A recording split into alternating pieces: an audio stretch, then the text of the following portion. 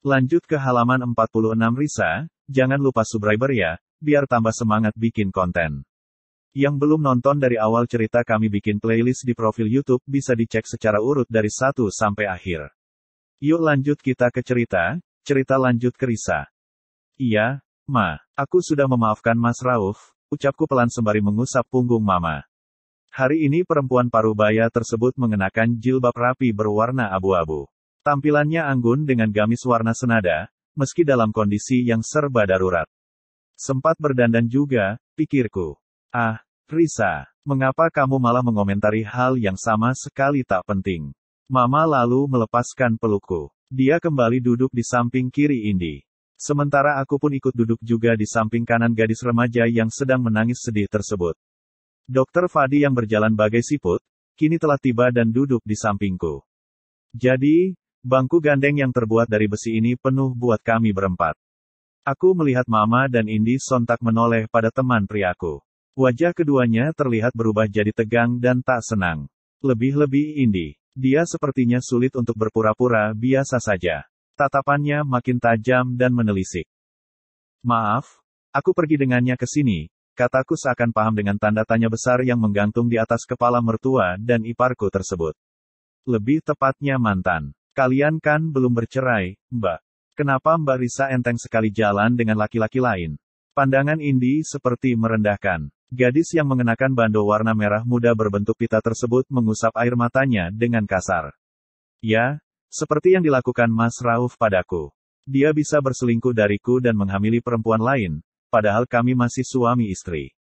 Bahkan kemarin, kulihat perempuan itu sudah ada di rumah kalian. Sebenarnya aku ingin menghindari pertikaian ini. Namun, anak bau bawang tersebut malah mengungkit luka lama yang sudah ingin kulupakan untuk selama-lamanya. Indi terlihat melengos. Gadis itu cepat membuang muka dan memunggungiku bagai orang yang sangat menaruh dendam.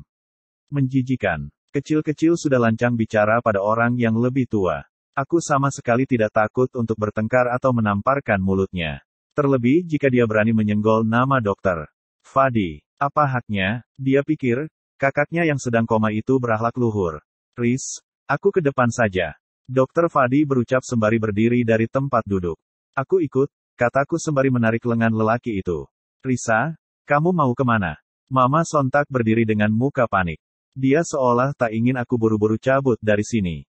Salah siapa anak perempuannya tidak dididik untuk menghormati orang lain. Aku mau pulang, Bu. Indi mungkin kurang senang dengan kehadiran kami. Aku menggamit lengan dokter Fadi yang terlihat memasang wajah datar. Ekspresi Mama terlihat kecewa sekaligus kesal. Sedangkan anak bungsunya hanya membatu sambil masih memunggungiku. Semoga Mas Rauf lekas pulih. Aku selalu mendoakan yang terbaik untuk dia dan kalian semua. Selamat malam. Aku langsung berbalik badan sambil tetap menggamit lengan dokter Fadi. Berdua, kami berjalan meninggalkan keluarga jahat yang selalu saja berhasil memancing amarahku.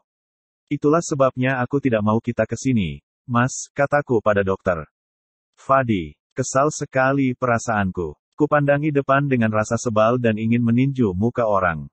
Muka si Indi, jelasnya. Ya, aku paham sekarang, balas dokter Fadi dengan nada yang cukup dingin. Tahu begitu, mending kami di mal saja. Melanjutkan jalan-jalan buat menghilangkan penat. Bukannya malah merasa kesal sebab pergi ke sini. Astaga, salah apa aku ini sampai harus menikah dengan Rauf yang gilanya tidak ketulungan dan punya keluarga yang sama tak beresnya. Kemana kita? Tanya dokter Fadi sembari terus melangkahkan kaki. Ulang, jawabku sembari menahan rasa lelah yang sangat. Sudah malam juga, timbalku lagi. Oke, meskipun aku masih ingin jalan-jalan. Aku tersenyum kecil. Apa dia nggak ngerti istilah capek, ya? Kok, tenaganya terisi penuh terus. Dasar dokter Fadi. Kami berdua masuk ke mobil sedan putih milik lelaki tinggi berkulit putih tersebut. Rasanya aku semakin nyaman dan akrab di dalam kendaraan ini. Bagaimana tidak, sebagian besar hari-hariku banyak dihabiskan bersama dokter Fadi di sini. Siapa sangka, perempuan miskin yang sehari-hari mengendarai motor butut semasa SMA dulu, kini malah turun naik mobil mewah milik atasannya sendiri. Aku sampai lupa bahwa motor bututku sudah berhari-hari lamanya terparkir di dekat kamar jenazah. Astaga, apa kabar kendaraan peninggalan almarhum bapak itu, ya? Aku jadi rindu dan ingin menjenguknya besok. Ketika mesin mobil dinyalakan dan roda mulai menggelinding meninggalkan parkiran RSUD, tiba-tiba ponselku berdering.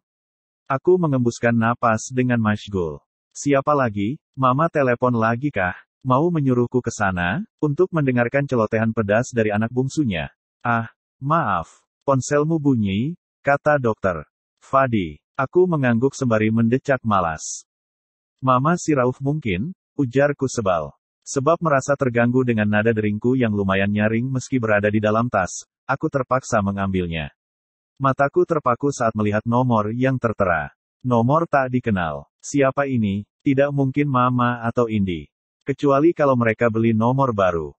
Ragu-ragu, kuangkat telepon tersebut. Takutnya kurir atau hal penting lainnya. Halo, sapaku dengan dada yang deg-degan. Siapa ya? Halo, Risa. Ini ibu, nak. Duniaku serasa berhenti berputar. Beku tubuh ini. Ibu, sekian lamanya dia tak pernah menghubungiku lagi. Terakhir saat mengabarinya bahwa aku akan menikah dengan Mas Rauf. Sekarang dia muncul kembali setelah tadi siang kami bertatap wajah via video call yang tak terencana. Iya, sungguh aku terbata. Lidahku rasanya berat dan keluh. Tubuh ini seperti tengah berada di awang-awang.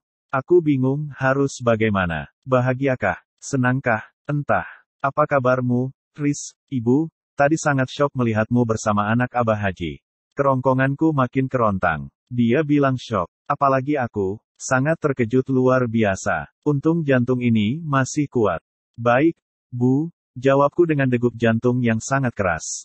Kusadari, sosok di sampingku langsung menoleh saat aku mengucapkan dua kata barusan.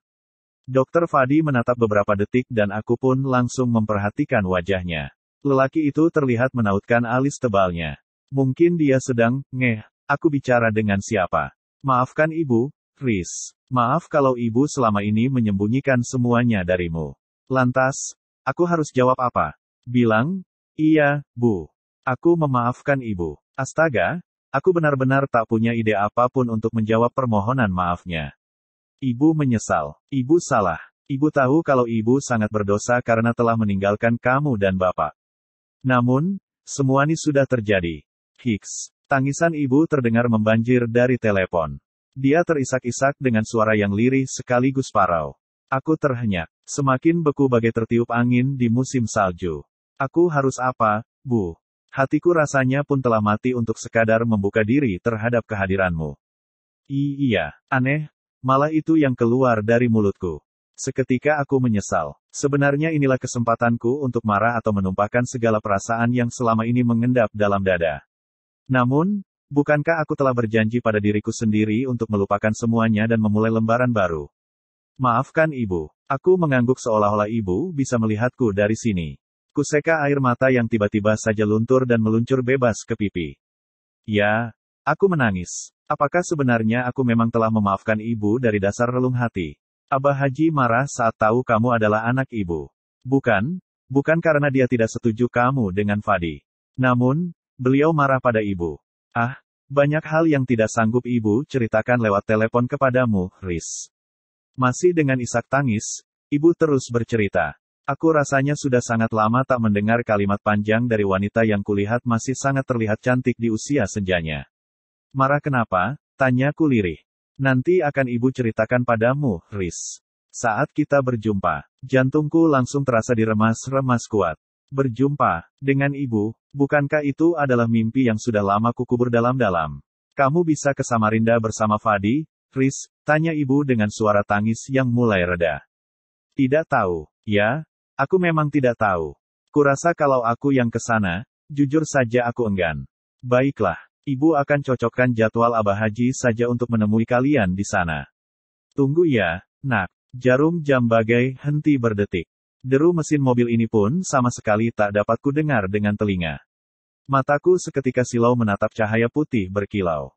Jiwa ini seolah terbang mengarungi angkasa tinggi yang tak pernah kutemui dalam dunia nyata selama ini. Apakah aku sedang bermimpi? Mengigau. Ucapan ibu barusan, salah dengarkah aku? Bersambung. Next cerita lanjut ke siapa lagi, Mak?